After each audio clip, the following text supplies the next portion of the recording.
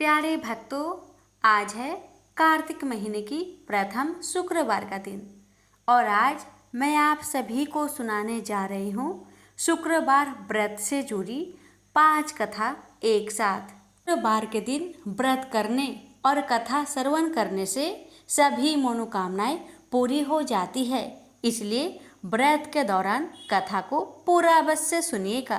प्रेम से बोलिए शुक्रवार की सभी देवी देवताओं की जय। अब आइए सुनते हैं वैभव लक्ष्मी की व्रत कथा। लाखों की जनसंख्या को अपने में समेटे कुशीनगर एक महानगर था। जैसे कि अन्य महानगरों की जीवनचर्या होती है, वैसा ही कुछ यहाँ भी था। यानी बुराई अधिक, अच्छाई कम, पाप अधिक, पुण्य कम। इसी कुशीनगर में हरिवंश नामक एक सद्गृहस्थ अपनी पत्नी दामिनी के साथ सुखी संपन्न जीवन गुजार रहा था। दोनों ही बड़े नेक और संतोषी स्वभाव के थे। धार्मिक कार्य अनुष्ठानों में उनकी अपार श्रद्धा थी। दुनियादारी से उनका कोई विशेष लेना देना नहीं था।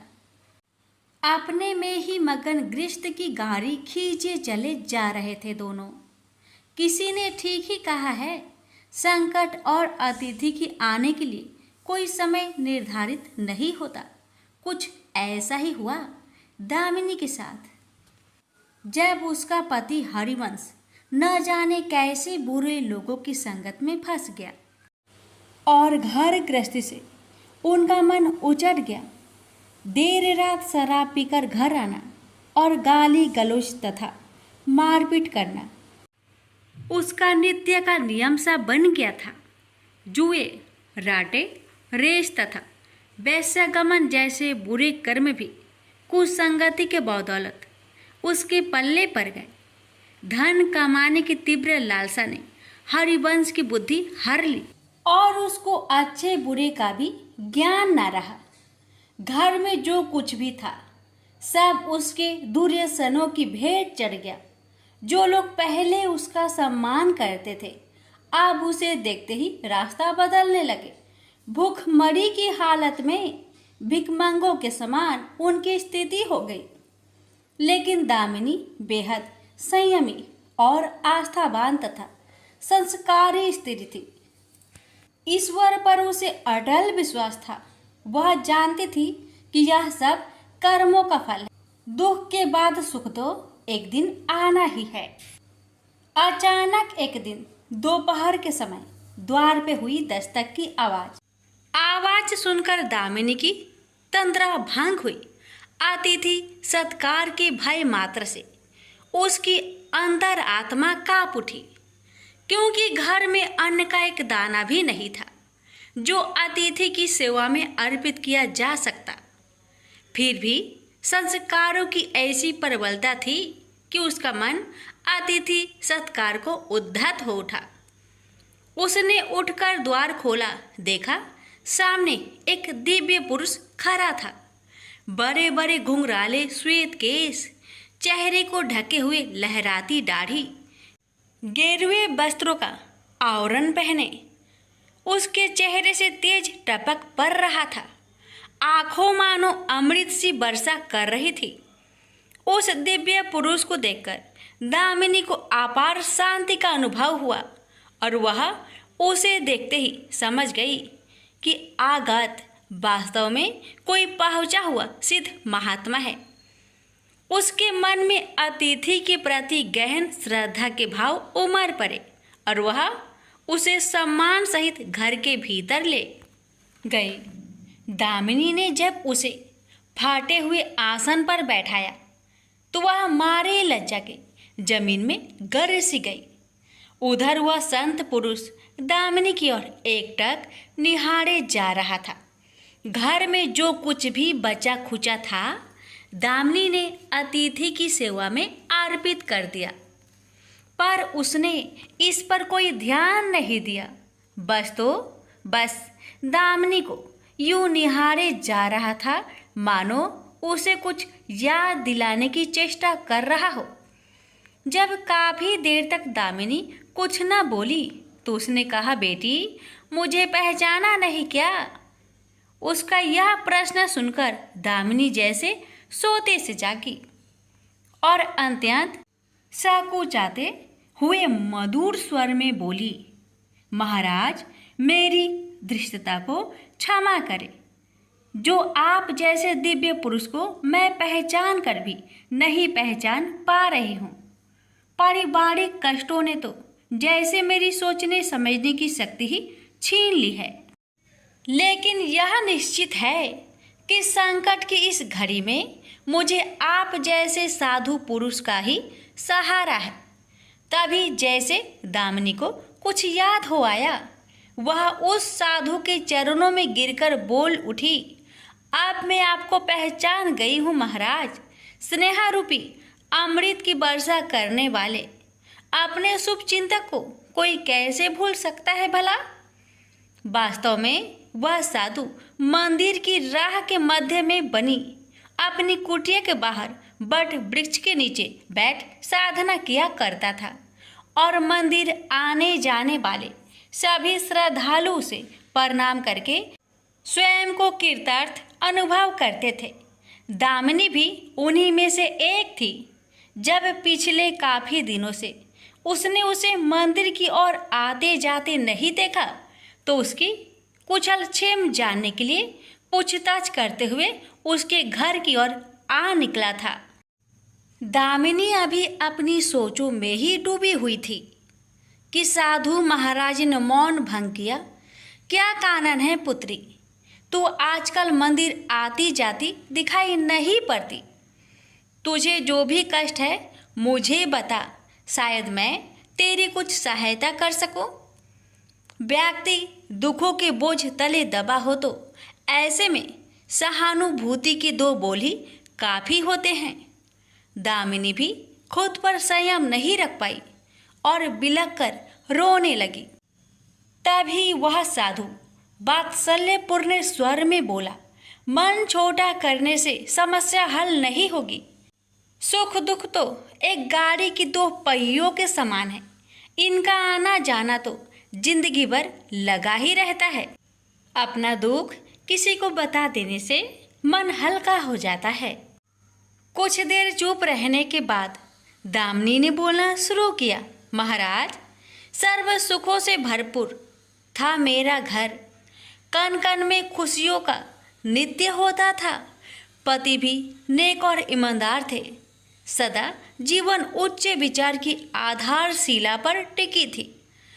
हमारी गृहस्थी रुपए पैसे की भी कोई कमी नहीं थी। सुबह शाम घर में ईश्वर वंदना होती थी। लेकिन अचानक न जाने किसकी नज़र लग गई, हमारा भाग्य हमसे रूठ गया। मेरे पति कुछ संगति में फंसकर अपना सब कुछ गवा बैठे। अब तो ऐसा लगता है जैसे साया भी साथ छोड़कर जाने को तैयार बैठा है। भिखारियों से भी बदतर स्थिति हो गई है हमारी। दामिनी की करुण व्यथा सुनकर साधु का हृदय हाहाकार कर उठा। वह द्रवित स्वर में बोल उठा, बेटी कर्म का लिखा तो भोगना ही पड़ता है। तुम्हारे कष्टों का भी कर्मों से नाता है। लेकिन तुम चिंता ना करो, सब कुछ पहले जैसा हो जाएगा। दुख के बाद ही सुख आता है। दुख सहे बिना सुख की सच्ची अनुभूति हो ही नहीं सकती। तुम माँ लक्ष्मी के प्रति श्रद्धा जारी रखो। सबका उद्धार करने वाली प्रेम का छलकता सागर है माँ लक्ष्मी। अपने भक्तों पर सदैव उनकी कृपा दृष्टि रहती है। तुम संपूर्ण आस्था के साथ माँ वैभव लक्ष्मी का व्रत करना शुरू करो। तुम्हारी साधना अवश्य रंग लाएगी। दामिनी एक संस्कारी स्त्री थी। धर्म कर्म में उसकी अगाध आस्था थी। माँ वैभव लक्ष्मी के व्रत की बात सुनकर उसका चेहरा दमक उठा। बोली, महाराज यदि इस व्रत को करने से मेरे परिवार पर आई विपदा टल सकती है तो मैं इसे जरूर करूँगी। आप मुझे बताएं कि इस व्रत को कब और कैसे किया जाता है। साधु महाराज दामिनी की भक्ति भावना देखकर प्रसन्न होकर बोले, बेटी, सारे जगत का कल्याण करने वाली माँ वैभव लक्ष्मी के व्रत की विधि में जन कल्याण तुम्हें बता रहा हूँ। प्रत्येक शुक्रवार को यह व्रत किया जाता है।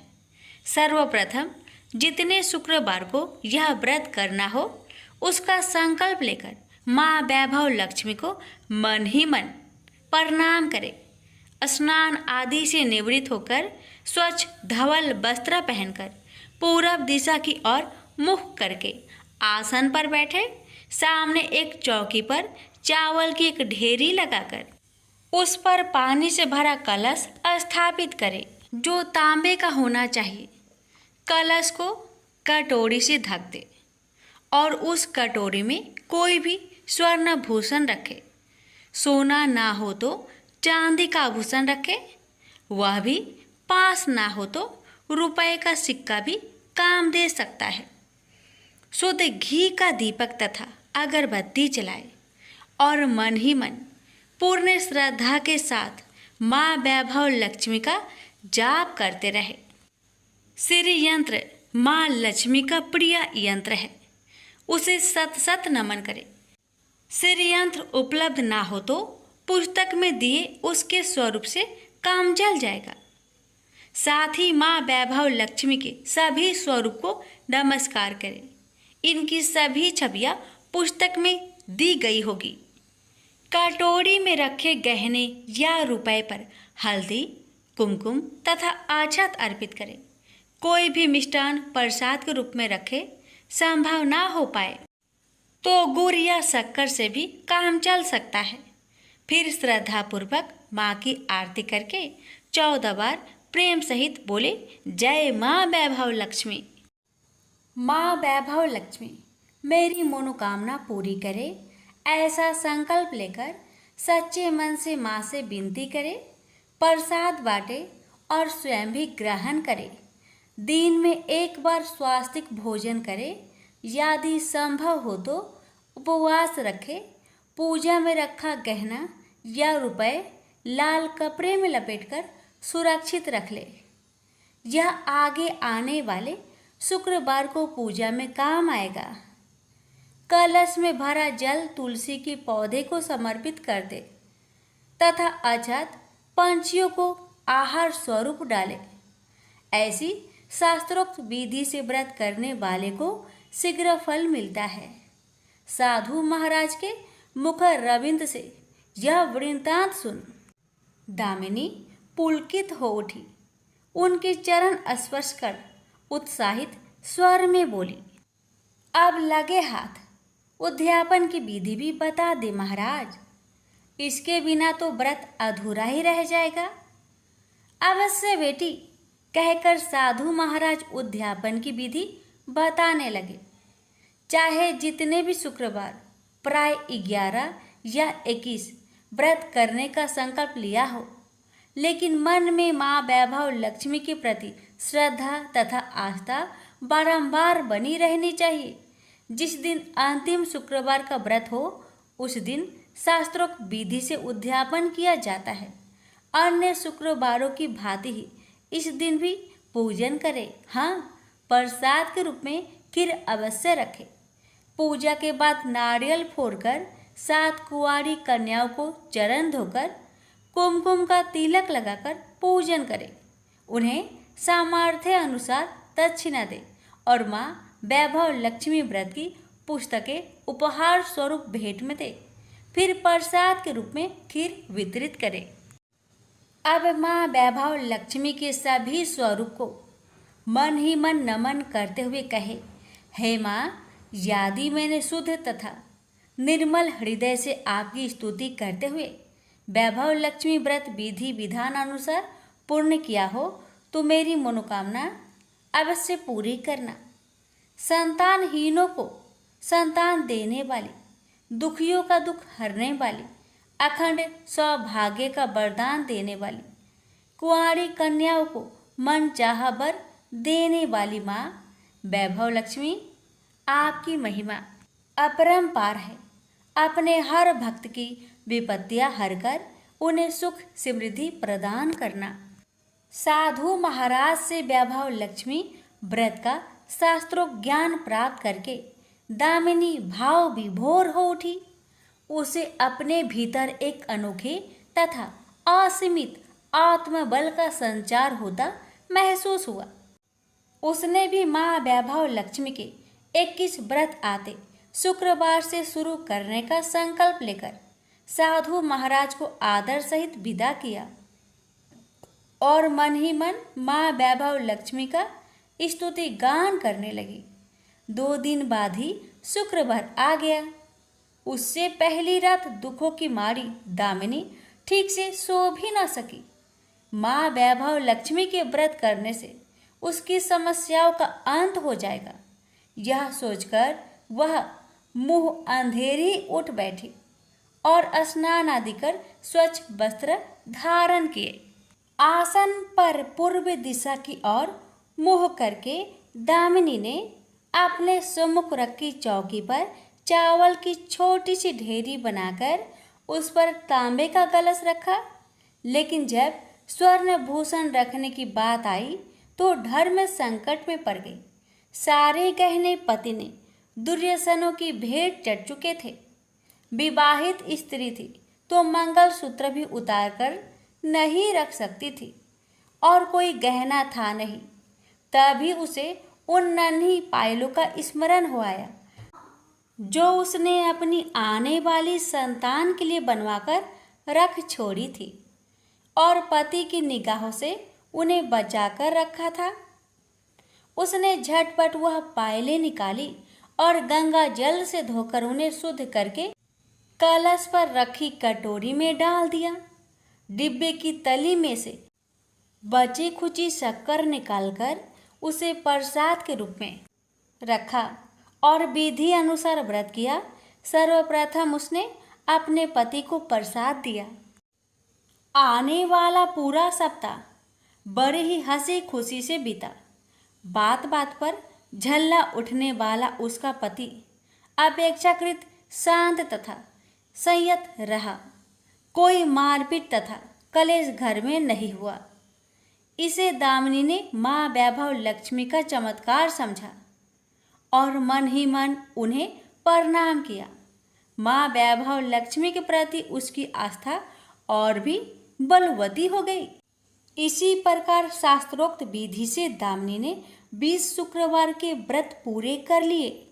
इस बीच कई परिवर्तन हुए थे। उसका पति कुसंगति छोड़कर सीधी राह पर आ गया था और उसका कामकाज भी जमने लगा था। घर में यदि किसी चीज की बहुतायत नहीं थी तो कमी भी नहीं रह गई थी। यह सब माँ वैभव लक्ष्मी के चमत्कार और दामिनी की आस्था तथा विश्वास का परिणाम था। 21वें शुक्रवार को व्रत का उद्यापन करना था। साधु महाराज के वचन अब भी मानो दामिनी के कानों में गूंज रहे थे। उनकी बताई विधि के अनुसार ही दामिनी ने शास्त्रोक्त विधि से उद्यापन किया। 7 कुंवारी कन्याओं को भोजन कराकर दक्षिणा दी। आसपास की सौभाग्यवती स्त्रियों में प्रसाद तथा माँ वैभव लक्ष्मी व्रत कथा की पुस्तकें वितरित की। माँ वैभव लक्ष्मी के हर स्वरूप को प्रणाम किया और कहा, आपकी महिमा निराली है माँ। आपने मेरे सारे दुख हर लिए, मेरी सभी मनोकामनाएं पूर्ण कर दी। मेरा उजड़ा घर फिर से बस गया। मेरा यह नया जीवन आप ही की देन है माँ। मैं आजीवन आपकी पूजा अर्चना करूंगी और दूसरों को भी आपकी महिमा से अवगत कराकर वैभव लक्ष्मी के व्रत रखने के लिए प्रेरित करूंगी। बोलो जय माँ वैभव लक्ष्मी, आपकी सदा ही जय हो। एक बुढ़िया माई थी। उसके 7 लड़के थे। 6 कमाने वाले थे और एक निकम्मा था, कमाता कुछ नहीं था। बुढ़िया माई अपने 6 बेटों के लिए भोजन बनाती थी और उनको भोजन कराती और उनसे जो कुछ जूठन बचती वह 7वें बेटे को देती थी। एक दिन सातवां बेटा अपनी पत्नी से बोला, देखो मेरी माँ को मुझ पर कितना प्रेम है। वह बोली, क्यों नहीं, सबका जो जूठा तुमको खिलाती है। वह बोला, ऐसा नहीं हो सकता, मैं जब तक अपनी आंखों से ना देख लूं, मैं मान नहीं सकता कि मेरी माँ मेरे साथ ऐसा कर सकती है। कुछ दिन बाद त्योहार आया। घर में 7 प्रकार के भोजन और चूरमे के लड्डू बने। अब सबसे छोटे लड़के ने यानी कि 7वें लड़के ने अपना सिर दुखने का बहाना बनाया और पतला चादर ओढ़कर रसोई घर में सो गया, ये देखने के लिए कि मेरी माँ मुझे जूठे भोजन देती है या फिर बनाई हुई ताजी भोजन देती है। लड़का झूठ मूठ का सोने के नाटक करके रसोई घर में सोया हुआ है। वह पतले चादर के अंदर से सब कुछ देख रहा था। तभी 6 भाई भोजन करने आए। उसने देखा माँ ने उनके लिए सुंदर आसन बिछाया, नाना प्रकार की रसोई परोसी और आग्रह करके उन्हें जिमाया और वह देखता रहा। तब 6 भाइयों ने भोजन करके उठा। तब माँ ने क्या किया कि उनकी बची हुई भोजन, जूठी भोजन थालियों में से इकट्ठा करके सभी लड्डुओं के टुकड़ों को उठाकर एक लड्डू बनाया और सभी जूठन को साफ करके बुढ़िया ने अपने सबसे छोटे लड़के को पुकारा, बेटा 6 भाई भोजन करके चले गए, अब तू ही बाकी है, उठ और खाना खा ले। तब वह बेटा कहने लगा, माँ मुझे आज भूख नहीं लगा है, मुझे भोजन नहीं करना, मैं अब जहाँ नहीं रहूंगा, मैं परदेश चला जाऊंगा। अपने बेटे की बातें सुन माँ ने कहा, बेटा तू कल जाना चाहता है ना, कल क्यों जाएगा, तुम आज ही चला जा। तब बेटा बोला, हाँ माँ मैं आज ही चला जा रहा हूँ। यह कहकर वह घर से निकल गया। चलते समय पत्नी की याद आई। वह गौशाला में उपले थाप रही थी। वहां जाकर वह बोला, हम जावे परदेश, आवेंगे कुछ काल, तुम रहियो संतोष से, धर्म अपनो पाल। पत्नी बोली, जाओ पिया आनंद से, हमरो सोच हटाए, राम भरोसे हम रहे, ईश्वर तुम्हें सहाय। 2 निशानी आपन, देख धरो में धीर, सुधी मती हमारी, बिसारियो रखियो मन गंभीर।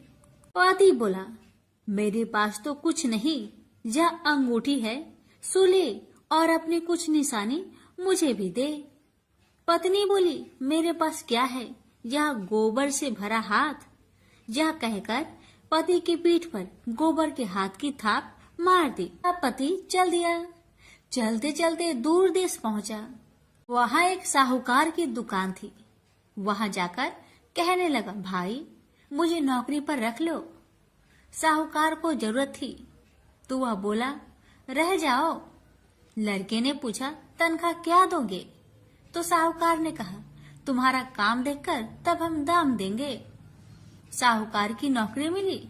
वह सुबह 7 बजे से 10 बजे तक नौकरी करने लगा। कुछ दिनों में दुकान का सारा लेन देन, हिसाब किताब, ग्राहकों को माल बेचना, सारा काम करने लगा। साहूकार के 7-8 नौकर थे। वे सब चक्कर खाने लगे। यह तो बहुत होशियार बन गया है। सेठ ने भी काम देखा और 3 महीने में ही उसे आधे मुनाफे का हिस्सेदार बना लिया। वह कुछ वर्ष में ही नामी सेठ बन गया और मालिक सारा कारोबार उस पर छोड़कर चला गया। इधर पति की अनुपस्थिति में उसकी पत्नी को सास ससुर दुख देने लगे। सारी गृहस्थी का काम करा के उसे लकड़ी लेने जंगल में भेजते हैं। इस बीच घर के आटे से जो भूसी निकलती उसकी रोटी बनाकर रख दी जाती और उसके साथ ही फूटे नारियल की नारेली में पानी। एक दिन वह लकड़ी लेने जा रही थी। रास्ते में बहुत सी स्त्रियां संतोषी माता की व्रत करते दिखाई दी। वह लड़की खड़ी होकर कथा सुनने लगी और पूछा, बहनों तुम किस देवता की व्रत करती हो और उसके करने से क्या फल मिलता है? यदि तुम इस व्रत का विधान मुझे समझाकर कहोगी तो मैं तुम्हारा बड़ा एहसान मानूंगी। तब उनमें से एक स्त्री बोली, सुनो बहन, यह संतोषी माता का व्रत है। इसके करने से निर्धनता, दरिद्रता का नाश होता है और जो कुछ मन में कामना हो सब संतोषी माता की कृपा से पूरी होती है। तब उसने उससे व्रत की विधि पूछी। वह भक्तिनी स्त्री बोली, 1.25 आने का गुड़ चना लेना, इच्छा हो तो 5.25 आने का लेना, या फिर 1.25 रुपए का भी सहूलियत के अनुसार लाना। बिना परेशानी और श्रद्धा व प्रेम से जितना भी बन पड़े सवाया लेना। प्रत्येक शुक्रवार को निराहार रहकर कथा सुनना। इसके बीच कर्म टूटे नहीं, लगातार नियम पालन करते रहना। सुनने वाला कोई न मिले तो घी का दीपक जला उसके आगे या जल के पात्र के सामने रखकर कथा कहना। जब कार्य सिद्ध न हो नियम का पालन करना और कार्य सिद्ध हो जाने पर व्रत का उद्यापन करना। 3 मास में माता फल पूरा करती है। यदि किसी के ग्रह खोटे भी हो तो भी माता वर्ष भर में कार्य सिद्ध करती है। फल सिद्ध होने पर उद्यापन कर लेना चाहिए, बीच में नहीं। उद्यापन में 2.5 सेर आटे का खाजा तथा इसी परिमाण में खीर तथा चने का साग करना। 8 लड़कों को भोजन कराना। जहाँ तक मिले देवर, जेठ, भाई बंधु के हो, न मिले तो रिश्तेदारों और पास पड़ोसियों को बुलाना। उन्हें भोजन करा यथाशक्ति दक्षिणा दे। माता का नियम पूरा करना। उस दिन घर में खटाई न खाना। यह सुन बुढ़िया माई के लड़के की बहू चल दी। रास्ते में लकड़ी की बोझ को बेच दिया और उन पैसों से गुड़ चना ले माता की व्रत की तैयारी कर आगे चली और सामने मंदिर देखकर पूछने लगी, यह मंदिर किसका है? सब कहने लगे, संतोषी माता का मंदिर है। यह सुनकर माता के मंदिर में जाकर चरणों में लौटने लगी। दीन हो विनती करने लगी, माँ मैं निपट अज्ञानी हूँ, व्रत के कुछ भी नियम नहीं जानती, मैं दुखी हूँ। हे माँ जगत जननी मेरा दुख दूर कर, मैं तेरी शरण में आई हूँ। माता को दया आई। एक शुक्रवार बीता कि दूसरे को उसके पति का पत्र आया और तीसरे शुक्रवार को उसका भेजा हुआ पैसा आ पहुंचा। यह देख जेठ जेठानी मुंह से रोकने लगी। लड़के ताने देने लगे। काकी के पास पत्र आने लगे, रुपया आने लगा। अब तो काकी की खातिर बढ़ेगी। बेचारी सरलता से कहती, भैया कागज आवे रुपया आवे, हम सब के लिए अच्छा है। ऐसा कहकर आंखों में आंसू भरकर संतोषी माता के मंदिर में आ मातेश्वरी के चरण में गिरकर रोने लगी। माँ मैंने तुमसे पैसा कब मांगा है माँ? मुझे पैसे से क्या काम है माँ? मुझे तो अपने सुहाग से काम है। मैं तो अपनी स्वामी के दर्शन मांगती हूँ माँ। तब माता ने प्रसन्न होकर कहा, जा बेटी तेरा स्वामी आएगा। यह सुनकर खुशी से बावली होकर घर जा पहुंची, अपना काम काज करने लगी। अब संतोषी माँ विचार करने लगी, इस भोली पुत्री को मैंने कह तो दिया कि तेरा पति आएगा, लेकिन कैसे? वह तो इसे सपने में भी याद नहीं करता। उसे याद दिलाने को मुझे ही जाना पड़ेगा। इस तरह माता जी उस बुढ़िया के बेटे के पास जा सपना में प्रकट हो कहने लगी, साहूकार के बेटे तुम सो रहा है या जागता है? वह कहने लगा, माता मैं सोता भी नहीं जागता भी नहीं, कहो क्या आज्ञा है? माता कहने लगी, तेरे घर बार कुछ है कि नहीं? वह बोला, मेरे पास सब कुछ है माँ। माँ बाप है, पत्नी है, क्या कमी है माँ? माँ बोली, भोले पुत्र तेरी पत्नी घोर कष्ट उठा रही है, तेरे माँ बाप उसे परेशान कर रहे हैं, वह तेरे लिए तरस रही है, तू उसकी सुधि ले। वह बोला, हाँ माता जी यह तो मालूम है, परंतु जाऊं तो कैसे? परदेश की बात है, लेन देन का कोई हिसाब नहीं है, कोई जाने का रास्ता भी नहीं आता। कैसे चला जाऊं? माँ कहने लगी, मेरी बात मान, सवेरे नहा धोकर संतोषी माता का नाम ले, घी का दीपक जला, दंडवत कर दुकान पर बैठ। देखते देखते तेरा सारा लेन देन चुक जाएगा, जमा का माल बिक जाएगा, साज होते होते धन का भारी ढेर लग जाएगा। माता की बात मानकर वह नहा धोकर संतोषी माता को दंडवत घी का दीपक जला। थोड़ी देर में देने वाले रुपए लाने लगे, लेने वाले हिसाब लेने लगे।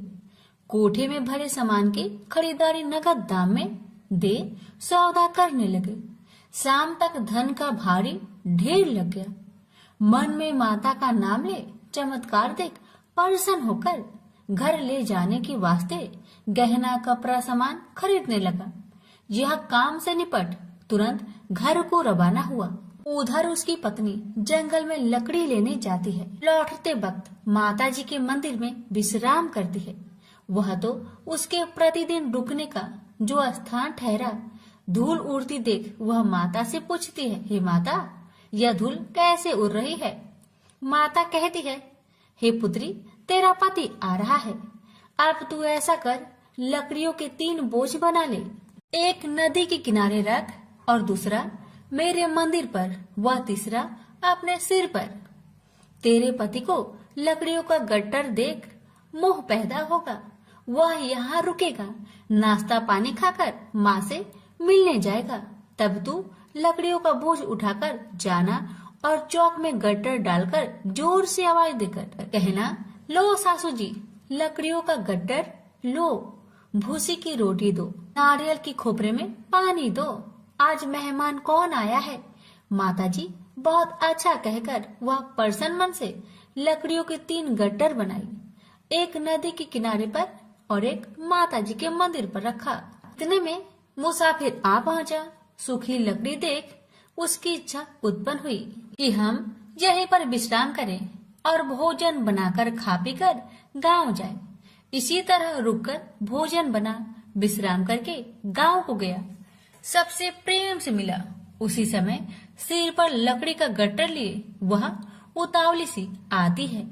लकड़ियों का भारी बोझ आंगन में डालकर जोर से 3 आवाज देती है, लो सासू जी, लकड़ियों का गट्टर लो, भूसी की रोटी दो, आज मेहमान कौन आया है। यह सुनकर उसकी सास बाहर आकर अपने दिए हुए कष्टों को भुलाने हेतु कहती है, बहू ऐसा क्यों कहती है? तेरा मालिक ही तो आया है। आ बैठ, मीठा भात खा, भोजन कर, कपड़े पहन, गहने पहन। उसकी आवाज सुन उसका पति बाहर आता है। अंगूठी देख व्याकुल हो जाता है और माँ से पूछता है, माँ यह कौन है? माँ ने कहा, बेटा यह तेरी पत्नी है। जब से तू गया है तब से सारे गांव में भटकती फिरती है, घर का कामकाज कुछ नहीं करती, 4 पहर आकर खा जाती है। वह बोला, ठीक है माँ, मैंने इसे भी देखा और तुम्हें भी। अब दूसरे घर की ताली दो, मैं उसमें रहूंगा। माँ बोली, ठीक है, जैसी तेरी मर्जी। तब वह दूसरे मकान की 3री मंजिल का कमरा खोल सारा सामान जमाया। एक दिन में ही राजा के महल के जैसा ठाट बाट बन गया। अब क्या था, बहू सुख भोगने लगी। इतने में शुक्रवार आया। उसने पति से कहा, मुझे संतोषी माता का व्रत उद्यापन करना है। पति बोला, खुशी से कर लो। वह उद्यापन की तैयारी करने लगी। जेठानी के लड़कों को भोजन के लिए कहने गई। उन्होंने मंजूर किया, परंतु पीछे से जेठानी ने अपने बच्चों को सिखाया, देखो भोजन के समय खटाई मांगना, जिससे उसका उद्यापन पूरा ना हो। अब तो बच्चे जिमने आए, खीर खाना पेट भर के खाए, परंतु बाद में खाते ही कहने लगे, हमें खटाई दो, खीर खाना हमको नहीं भाता। देखकर आरुचि होती है। वह कहने लगी, भाई खटाई किसी को नहीं दी जाएगी, यह माँ संतोषी का प्रसाद है। लड़के उठ खड़े हुए, बोले, पैसे लाओ। भोली बहू कुछ जानती नहीं थी। वह उन बालकों को पैसे दे दिए। लड़के उसी समय हट करके इमली खटाई लिए खाने लगे। यह देखकर बहू पर माताजी ने कोप किया। राजा के दूत उसके पति को पकड़ कर ले गए। जेठ जेठानी मन माने वचन कहने लगे। लूट लूट कर धन इकट्ठा कर लाया है। अब सब मालूम पड़ जाएगा जब जेल की मार खाएगा। बहू से यह सहन नहीं हुआ। रोती हुई बहू माता जी के मंदिर गई। कहने लगी, हे माता, तुमने क्या किया? हंसाकर अब भक्तों को रुलाने लगी। माता बोली, बेटी, तूने उद्यापन करके मेरा व्रत भंग किया है। वह कहने लगी, माता, मैंने कुछ अपराध किया है क्या? मैंने तो भूल से लड़कों को पैसे दे दिए थे, मुझे क्षमा करो, मैं फिर तुम्हारा उद्यापन करूंगी। माँ बोली, अब भूल मत करना। अब कहती है, अब भूल नहीं होगी। अब बतलाओ वो कैसे आएंगे? माँ बोली, जा पुत्री, तेरा पति तुझे रास्ते में आता मिलेगा। वह निकली, राह में पति आता मिला। वही पूछी, कहाँ गए थे? वह कहने लगा, इतना धन जो जमाया है उसका टैक्स राजा ने मांगा था, वह भरने गया था। वह प्रसन्न हो बोली, भला हुआ, अब घर को चलो। कुछ दिन बाद फिर शुक्रवार आया। फिर वह बोली, मुझे माता का उद्यापन करना है। पति ने कहा, करो पत्नी। फिर जेठ के लड़कों को भोजन को कहने गई। ठानी ने एक दो बातें सुनाई। सब लड़कों को सिखाने लगी, तुम सब लोग पहले ही खटाई मांगना। लड़के भोजन से पहले कहने लगे, हमें खीर नहीं खाना, हमारा जी बिगड़ता है, कुछ खटाई खाने को दो। वह बोली, खटाई किसी को नहीं मिलेगा, आना हो तो आओ। वह ब्राह्मण के लड़के को लाकर भोजन कराने लगी। यथाशक्ति दक्षिणा की जगह एक एक फल उन्हें दिया। संतोषी माता प्रसन्न हुई। माता की कृपा होते ही 9वें मास में उसके चंद्रमा के समान सुंदर पुत्र प्राप्त हुआ। पुत्र को पाकर प्रतिदिन माता जी के मंदिर में जाने लगी। माँ ने सोचा, यह रोज आती है, आज क्यों न आए, इसके घर चलो। यह विचार कर माता ने भयानक रूप बनाया। गुड़ चने से सना मुख, ऊपर सूर्य के समान होठ, उस पर मक्खियां भीन भीन कर रही थी। दहली पर पैर रखते ही उसकी सास चिल्लाई, देखो रे देखो, कोई चुड़ैल डाकिन चली आ रही है। लड़कों, इसे भगाओ, नहीं तो किसी को खा जाएगी। लड़के भागने लगे, चिल्लाकर खिड़की बंद करने लगे। बहू रोशनदान में देख रही थी। प्रसन्नता से पगली बन चिल्लाने लगी, आज मेरी माँ मेरे घर आई है, आज मेरी माता मेरे घर आई है। वह बच्चों को दूध पीने से हटाती थी। इतने में सास का क्रोध फट पड़ा। वह बोली, क्यों उतावली हुई है, बच्चे को पटक दिया। इतने में माँ के प्रताप से लड़के ही लड़के नजर आने लगे। वह बोली, माँ, जिसका मैं व्रत करती हूँ, यह वही संतोषी माता है। सबने माता जी के चरण पकड़ लिए और विनती कर कहने लगे, हे माता, हम मूर्ख हैं, अज्ञानी हैं, तुम्हारे व्रत की विधि हम नहीं जानते। व्रत भंग कर हमने बड़ा अपराध किया है। जग माता, आप हमारा अपराध क्षमा करो। इस प्रकार माता प्रसन्न हुई। बहू को प्रसन्न हो जैसा फल दिया, वैसा माता सबको दे। जो पढ़े उसका मनोरथ पूर्ण हो, जो सुने उसका भी मनोरथ पूर्ण हो। प्रेम से बोलिए, संतोषी माता की जय। एक समय की बात है, काशी निवासी धनंजय की पत्नी का नाम सुलक्षणा था। उसे अन्य सब सुख प्राप्त थे, केवल निर्धनता ही उसके दुख का एकमात्र कारण थी। यह दुख उसे हर समय सताता रहता था। एक दिन सुलक्षणा पति से बोली, स्वामी, आप कुछ उद्यम करो तो काम चले। इस प्रकार कब तक काम चलेगा? सुलक्षणा की बात धनंजय के मन में बैठ गई और वह उसी दिन विश्वनाथ शंकर जी को प्रसन्न करने के लिए बैठ गया और कहने लगा, हे देवाधिदेव विश्वेश्वर, मुझे पूजा पाठ कुछ नहीं आता है, केवल आपके भरोसे बैठा हूँ। इतनी विनती करके वह 2-3 दिन भूखा प्यासा बैठा रहा। यह देखकर भगवान शंकर ने उसके कान में अन्नपूर्णा अन्नपूर्णा अन्नपूर्णा इस प्रकार 3 बार कहा। यह कौन क्या कह गया? इसी सोच में धनंजय पड़ गया। कि मंदिर से आते ब्राह्मणों को देखकर पूछने लगा, पंडित जी, अन्नपूर्णा कौन है? ब्राह्मणों ने कहा, तू अन्न छोड़कर बैठा है, सो तुझे अन्न की बात सूझती है, जा घर जाकर अन्न ग्रहण कर। धनंजय घर गया, स्त्री से सारी बात कही। वह बोली, नाथ चिंता मत करो, स्वयं शंकर जी ने यह मंत्र दिया है, वे स्वयं ही खुलासा करेंगे, आप फिर जाकर उनकी आराधना करो। धनंजय फिर जैसा कि तैसा पूजा में बैठ गया।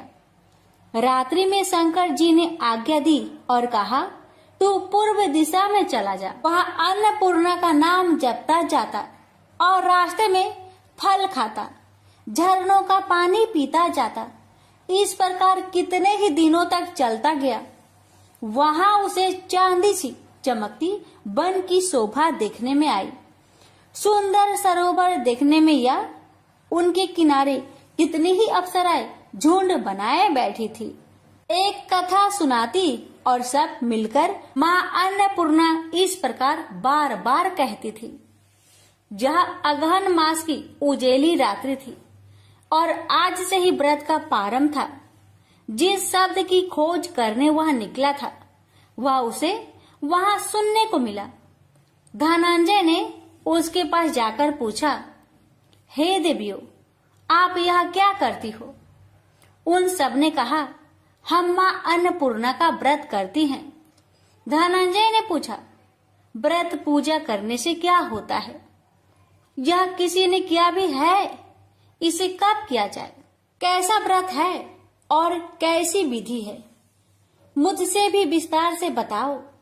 वे कहने लगी, इस व्रत को सब कोई कर सकते हैं। 21 दिन तक के लिए 21 गांठ का सूत लेना चाहिए। 21 दिन यानी न बने तो एक दिन उपवास करे, या भी ना बने तो केवल कथा सुनकर प्रसाद ले। निराहार रहकर कथा कहे, कथा सुनने वाला कोई न मिले तो पीपल के पत्तों को रख, सुपारी या घृत कुमारी वृक्ष को सामने कर, दीपक को साक्षी कर, सूर्य, गाय, तुलसी या महादेव को बिना कथा सुनाए मुख में दाना न डाले। यदि भूल से कुछ पड़ जाए तो एक दिवस फिर उपवास करे। व्रत के दिन क्रोध न करे और झूठ न बोले। धनंजय बोला, इस व्रत के करने से क्या होगा? वे कहने लगी, इसके करने से अंधों को नेत्र मिले, लुल्लू को हाथ मिले, निर्धन के घर धन आए, बाझिन को संतान मिले, मूर्ख को विद्या आए। जो जिस कामना से व्रत करे माँ उसकी इच्छा पूरी करती है। वह कहने लगा, बहनों, मेरे पास भी धन नहीं है, विद्या नहीं है, कुछ भी तो नहीं है। मैं तो दुखिया ब्राह्मण हूँ, मुझे इस व्रत का सूत दोगी? हाँ भाई, तेरा कल्याण हो, हम तुम्हें अवश्य देंगे। ले इस व्रत का मंगल सूत्र ले। धनंजय ने व्रत किया। व्रत पूरा हुआ, तभी सरोवर में से 21 खंड की स्वर्ण सीढ़ी हीरा मोती जड़ी हुई प्रकट हुई। धनंजय अन्नपूर्णा अन्नपूर्णा कहता जाता था। इस प्रकार कितनी ही सीढ़ियां उतर गया तो क्या देखता है कि करोड़ों सूर्य से प्रकाशमान अन्नपूर्णा का मंदिर है। उसके सामने स्वर्ण सिंहासन पर माता अन्नपूर्णा विराजमान है। सामने भिक्षा हेतु शंकर भगवान खड़े हैं। देवांगनाएं चवर डुलाती है, कितनी ही हथियार बांधे पहरा देती है। धनंजय दौड़कर जगदम्बा के चरणों में गिर गया। देवी उसके मन का कलेश जान गई। धनंजय कहने लगा, माता, आप तो अंतर्यामी हो, आपको अपनी दशा क्या बताऊं? माता बोली, मेरा व्रत किया है, जा, संसार तेरा सत्कार करेगा। माता ने धनंजय की जिह्वा पर बीज मंत्र लिख दिया। अब तो उसके रोम रोम में विद्या प्रकट हो गई। इतने में क्या देखता है कि वह काशी विश्वनाथ के मंदिर में खड़ा है। माँ का वरदान ले धनंजय घर आया। सुलक्षणा से सब बात कही। माता जी की कृपा से उसके घर में संपत्ति उमड़ने लगी। छोटा सा घर बहुत बड़ा गिना जाने लगा। जैसे शहद के छत्तों में मक्खियां जमा होती है, उसी प्रकार अनेक सगे संबंधी आकर उसकी बड़ाई करने लगे। कहने लगे, इतना धन और इतना बड़ा घर, सुंदर संतान नहीं हो तो इस कमाई का कौन भोग करेगा? सुलक्षणा से संतान नहीं है, इसलिए तुम दूसरा विवाह करो। अनिच्छा होते हुए भी धनंजय को दूसरा विवाह करना पड़ा और सुलक्षणा को सौत का दुख उठाना पड़ा। इस प्रकार दिन बीतते गए और अगहन मास आया। नए बंधन से बंधे पति से सुलक्षणा ने कहलाया कि हम व्रत के प्रभाव से सुखी हुए हैं, इस कारण यह व्रत छोड़ना नहीं चाहिए। यह माता जी का प्रताप है जो हम इतने संपन्न और सुखी हैं। सुलक्षणा की बात सुन धनंजय उसके यहाँ आया और व्रत में बैठ गया। नई बहू को इस व्रत की खबर नहीं थी। वह धनंजय की आने की राह देख रही थी। दिन बीतते गए और व्रत पूर्ण होने में 3 दिवस बाकी थे कि नई बहू को खबर पड़ी। उसके मन में ईर्ष्या की ज्वाला दहकने लगी थी। सुलक्षणा के घर आ पहुंची और उसने वहां भगदड़ मचा दी। वह धनंजय को अपने साथ ले गई। नए घर में धनंजय को थोड़ी देर के लिए निंद्रा ने आ दबाया। इसी समय नई बहू ने उसका व्रत का सूत तोड़कर आग में फेंक दिया। अब तो माता जी का कोप जाग गया। घर में अकस्मात आग लग गई। सब कुछ जलकर खाक हो गया। सुलक्षणा जान गई और पति को फिर अपने घर ले आई। नई बहू रूठकर माता पिता के घर जा बैठी। पति को परमेश्वर मानने वाली सुलक्षणा बोली, नाथ घबराना नहीं, माता जी की कृपा अलौकिक है। पुत्र को पुत्र हो जाता है पर माता कुमाता नहीं होती। अब आप श्रद्धा और भक्ति से आराधना शुरू करो, वे जरूर हमारा कल्याण करेगी। धनंजय फिर माता के पीछे पड़ गया। फिर वही सरोवर सीढ़ी प्रकट हुई। उसमें माँ अन्नपूर्णा कहकर वह उतर गया। वहां जा माता जी के चरणों में रुदन करने लगा। माता प्रसन्न होकर बोली, यह मेरी स्वर्ण की मूर्ति ले, उसकी पूजा करना, तू फिर सुखी हो जाएगा। जा, तुझे मेरा आशीर्वाद है। तेरी स्त्री सुलक्षणा ने श्रद्धा से मेरा व्रत किया है, उसे मैंने पुत्र दिया है। धनंजय ने आंखें खोली तो खुद को काशी विश्वनाथ के मंदिर में खड़ा पाया। वहां से फिर उसी प्रकार घर को आया। धर सुलक्षणा के दिन चढ़े और महीने पूरे होते ही पुत्र का जन्म हुआ। गांव में आश्चर्य की लहर दौड़ गई। इस प्रकार उसी गांव के निसंतान सेठ के पुत्र होने पर उसने माता अन्नपूर्णा का मंदिर बनवा दिया। उसमें माता जी धूमधाम से पधारी, यज्ञ किया और धनंजय को मंदिर के आचार्य का पद दे दिया। जीविका के लिए मंदिर की दक्षिणा और रहने के लिए बड़ा सुंदर सा भवन दिया। धनंजय स्त्री पुत्र सहित वहां रहने लगा। माता जी के चढ़ावे में भरपूर आमदनी होने लगी। उधर नई बहू के पिता के घर डाका पड़ा, सब लूट गया। वे भीख मांगकर पेट भरने लगे। सुलक्षणा ने यह सुना तो उन्हें बुला भेजा, अलग घर में रख लिया और उनके अन्न वस्त्र का प्रबंध कर दिया। धनंजय, सुलक्षणा और उसका पुत्र माता जी की कृपा से आनंद से रहने लगे। माता जी ने जैसे इनके भंडार भरे वैसे सबके भंडार भरे। हे माता, अगर आपकी कथा कहने में हमसे कोई गलती हुई हो उसे क्षमा करना और अपने सभी भक्तों की सभी मनोकामना को पूर्ण करना। प्रेम से बोलिए अन्नपूर्णा माता की जय। हर हर महादेव, माता पार्वती की जय। माता की नित्यनेम की कथा। माता सीता का 12 वर्ष का नियम था कि वे एक कथा भगवान राम को सुनाती थी। लेकिन एक बार राम जी को किसी कारण बाहर जाना पड़ा। इस पर माता ने कहा, अगर आप चले गए तो मैं कहानी किसे सुनाऊंगी।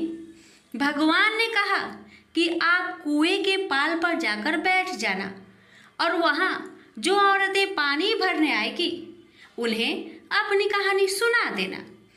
देवी सीता ने बिल्कुल वैसा ही किया और कुएं के पास जाकर बैठ गई। तभी एक स्त्री आई।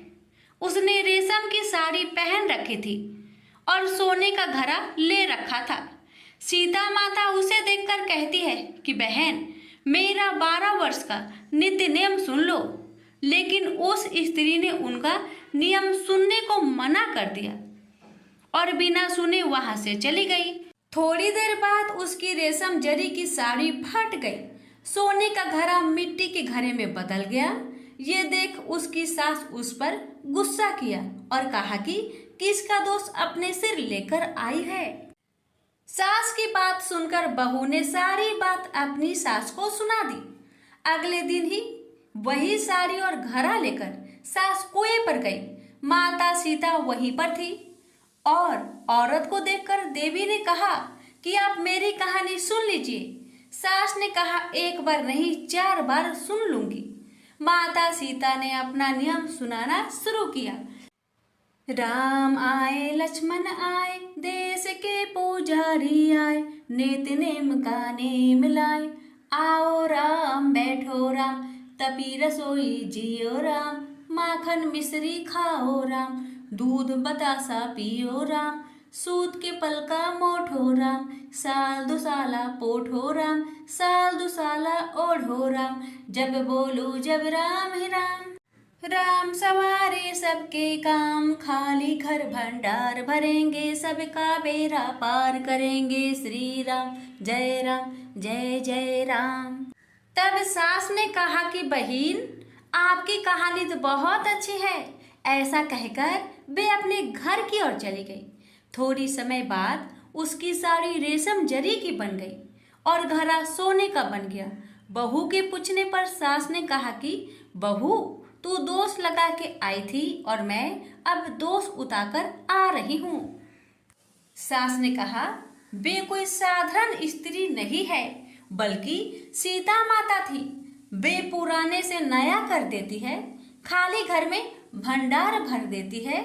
वह लक्ष्मी जी का वास घर में कर देती है। आदमी की जो भी इच्छा हो उसे पूरा कर देती है। बहू के कहने पर सास ने वही कहानी उसे भी सुना दी और ऐसे ही पूरे मोहल्ले में नित्य नेम की कथा चल पड़ी। प्रेम से बोलिए सिया रामचंद्र की जय। राम लक्ष्मण जी की कहानी। राम लक्ष्मण की कहानी भगवान श्री राम, लक्ष्मण और सीता जी पिता दशरथ जी की आज्ञा से वनवास जाने लगे। रास्ते में सभी तीर्थ गंगा, जमुना, गोमती नदियों में पितृ तर्पण कर वन में कंदमूल फल फूल खाते हुए वन में अपना समय व्यतीत करने लगे। एकम के दिन लक्ष्मण जी ने राम जी की आज्ञा से फल मूल लाकर माँ सीता को दिए। तब माँ सीता ने 4 पत्तल परोसी। तब लक्ष्मण ने पूछा, भाभी माँ, हम 3 हैं, फिर 4 में क्यों परोसा? तब माँ सीता बोली, 1 पत्तल गौ माता की है। राम जी लक्ष्मण जी गौ माता को पत्तल परोसती। तब राम जी ने पूछा, सीता जी, आपने खाना शुरू क्यों नहीं किया? तब सीता माँ बोली, मेरे तो राम कथा सुनने का नियम है। राम कथा सुनने के बाद ही मैं फल ग्रहण करूंगी। तब राम जी बोले, मुझे कथा सुना दो। लक्ष्मण जी बोले, मुझे सुना दो। तब माँ सीता बोली, औरत की बात औरत सुने। आप मेरे पति हो, आप मेरे देवर हो, आपसे कैसे कहूँ? तब लक्ष्मण जी ने सोचा, इस जंगल में कौन औरत मिलेगी। तब लक्ष्मण जी ने अपनी माया से एक नगरी का निर्माण किया। उस नगरी में सब सुख सुविधाएं से युक्त थी। उस नगरी में सब चीजें सोने की थी, इसलिए नगरी का नाम सोन नगरी रखा। सभी नगर निवासियों को घमंड हो गया। उस नगरी में कोई गरीब नहीं था। जब सीता जी कुएं पर पानी लेने गई और पानी हारिनों से राम राम किया तो कोई नहीं बोली। थोड़ी देर में एक छोटी कन्या आई। सीता जी उससे राम राम बोली और कहा कि बाई राम कथा सुनेगी। तब वह बोली, मेरे तो घर पर काम है, सीता जी ने कहा, मेरे पति राम और देवर लक्ष्मण भूखे हैं। तब लड़की बोली, मेरी माँ मेरा इंतजार कर रही है। वह लड़की वहां से जाने लगी। तब माँ सीता के क्रोध से सारी नगरी साधारण सी हो गई। जब लड़की घर गई तो माँ बोली, बाई ये क्या हुआ? तब लड़की बोली, मेरे को तो नहीं पता है। वहां पर एक साध्वी बैठी थी, मुझे राम कथा सुनने के लिए बोली, पर मैं तो कथा नहीं सुनी। यदि उसने कुछ किया हो तो पता नहीं। तब उसकी माँ ने उसको वापस जाकर कथा सुनने को कहा। लड़की ने वापस जाकर कथा सुनने से मना कर दिया। तब उसकी बहू बोली, आपकी आज्ञा हो तो मैं कहानी सुनकर आती हूँ। जब बहू कुएं पर गई तो पानी भरे और खाली करे। तब सीता जी ने कहा, आपके घर पर कुछ काम नहीं है क्या? तब वह बोली, माता जी मैं तो सारा काम करके आई हूँ। तब माँ सीता बोली, तू मुझे माँ कहकर बुलाई, यदि तुझे समय हो तो मेरी राम कहानी सुन लोगी? तब वह बोली, माता जी कहानी सुनाओ, मैं प्रेम से कहानी सुनूंगी। चंदन चौकी मोतिया हार, राम कथा माहड़े हिड़बेड़ो आधार। राम कथा सुनाऊं, राम ने मनाऊं, राम कहे तो परदेश में जाऊं। सीता जी ने कहा, हे भाई तूने मेरी मृत्यु लोक में मदद करी, भगवान तेरी स्वर्ग लोक में रक्षा करेंगे। सीता जी ने राम कथा सुनाई। बाई ने कथा सुनी। आओ राम बैठो राम, जल भर झाड़ी लाई राम।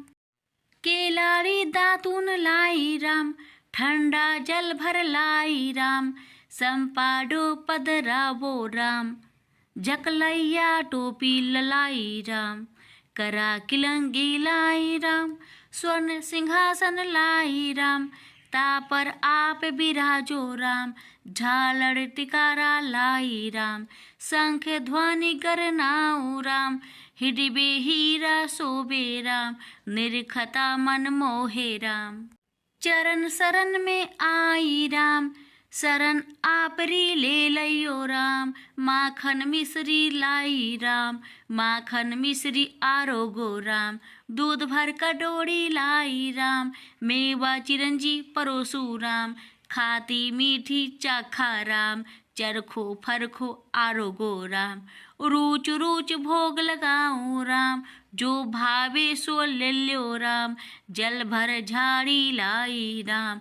अभी आचमन कर ल्यो राम, रे श्याम गमछा लायो राम। हाथ मुँह पोछ लियो राम, पुष्पासु सेज बिछाऊ राम। अंतरिया छिड़काऊ राम, हिगलू डोलिया डलाऊ राम। सीता जी चरण दबावे राम, सुख भर सेज ओढ़ो राम।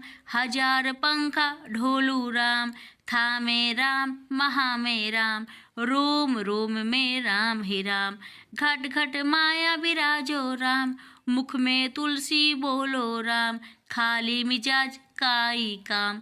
जब बोलो जब राम ही राम, बोलो पंछी राम राम। पूर्ण होवे मंगल काम। राम कथा पूर्ण हुई तो सीता जी ने कहा, हे भाई तूने मेरी राम कथा सुनी, मेरी सहायता की। राम जी लक्ष्मण को जिमाया है, भगवान तेरी भी रक्षा करेंगे, तुझे स्वर्ग का सुख मिलेगा। सीता माता ने उपहार स्वरूप अपने गले का हार दे दिया। जब वह घर गई तो उसके मटका सब सोने के हो गए। सासू जी ने कहा, ये सब तू कहाँ से लाई? मैं माँ सीता से राम कथा सुनी, ये इसी का फल है। सासू जी ने कहा, प्रतिदिन राम कथा सुनाना। बाई को राम कथा सुनते हुए बहुत दिन हो गए। अब उसने माँ सीता से पूछा, इसका उद्यापन विधि बतलाओ। तब सीता जी ने कहा, 7 लड्डू लाना, 1 नारियल लाना, उसके 7 भाग करना। 1 भाग मंदिर में चढ़ाना, जिससे मंदिर बनावे जितना फल होता है। 1 भाग सरोवर के किनारे गाड़ देना, जिससे सरोवर खुदवाने जितना फल होता है।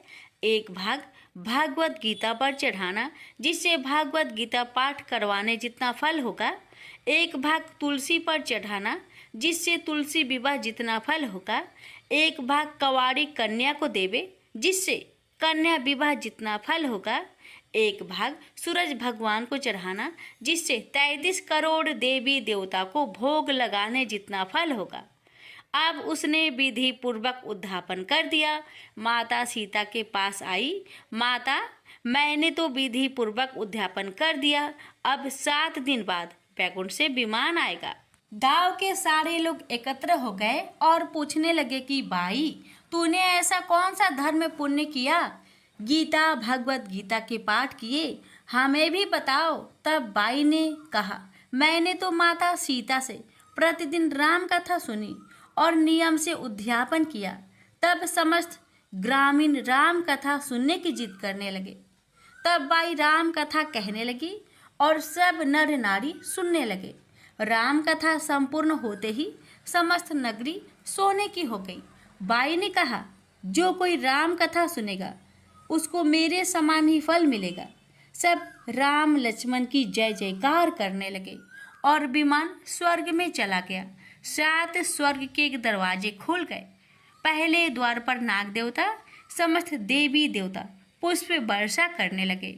देवताओं ने पूछा कि तूने क्या पुण्य किया? तब उसने कहा, मैंने राम लक्ष्मण जानकी की कहानी सुनी। तू समस्त देवताओं ने कहा, वर मांग। तब उसने कहा, मेरे तो सब सिद्धियां है, मुझे यह वर दो कि जो भी श्रद्धा व भक्ति से राम कथा, राम लक्ष्मण जानकी की कहानी सुनेगा, उसको मेरे समान ही फल मिले। सभी देवताओं ने पुष्प वर्षा करते हुए तथास्तु कहा। चारों ओर राम राम की जय जयकार होने लगी। प्रेम से बोलिए सीताराम की जय। माँ भगवती की व्रत कथा।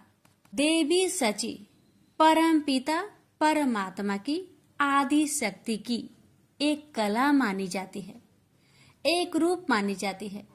पूर्व काल में जब कहीं स्वयंवर होते थे, अर्थात राजा महाराजा अपनी कन्या के विवाह के लिए विभिन्न राज्यों के राजकुमारों को आमंत्रित करके उनमें से अपनी पसंद के वर को चुनने का कन्या को अवसर देते थे, तो देवी सची की ही सर्वप्रथम आह्वान करके स्थापना की जाती थी तथा उनकी पूजा अर्चना करके स्वयंवर की रस्म प्रारंभ होती थी।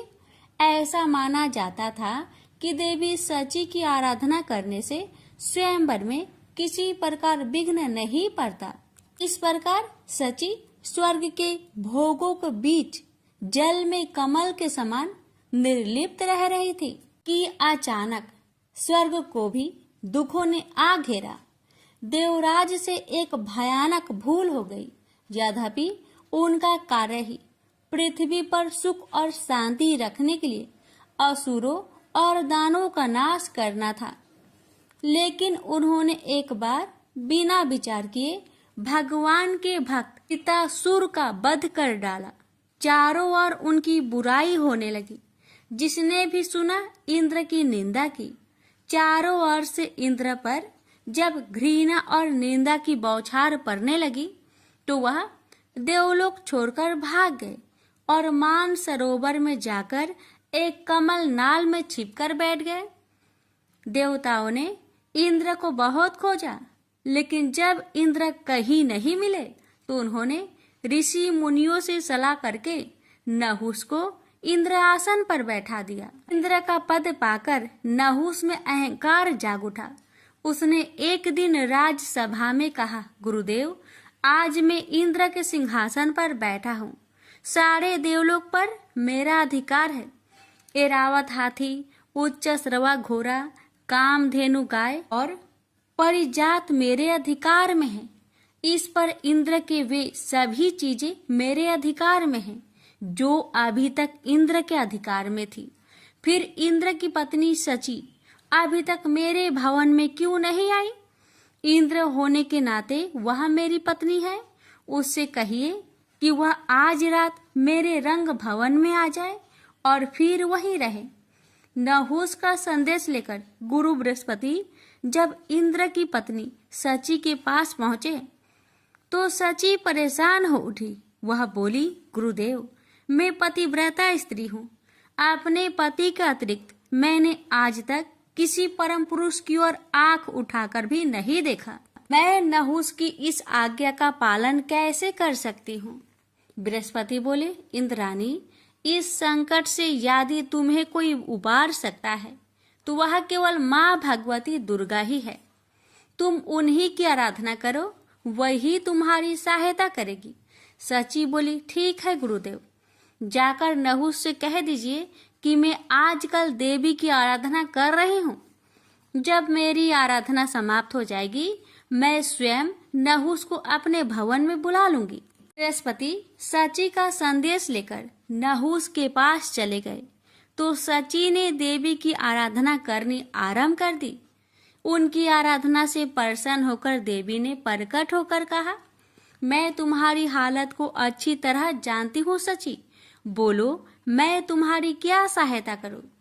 सची बोली, माँ भगवती, न जाने मेरे पति कहाँ चले गए हैं।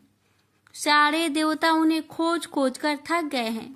मैं उनसे मिलना चाहती हूँ। भगवती दुर्गा बोली, मैं जानती हूँ कि इंद्र इस समय कहाँ हैं। तुम मान सरोवर पर चली जाओ, वहाँ मेरी एक मूर्ति रखी है।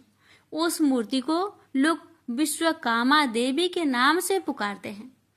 इंद्र आजकल नियमित रूप से उसी मूर्ति की पूजा करते हैं।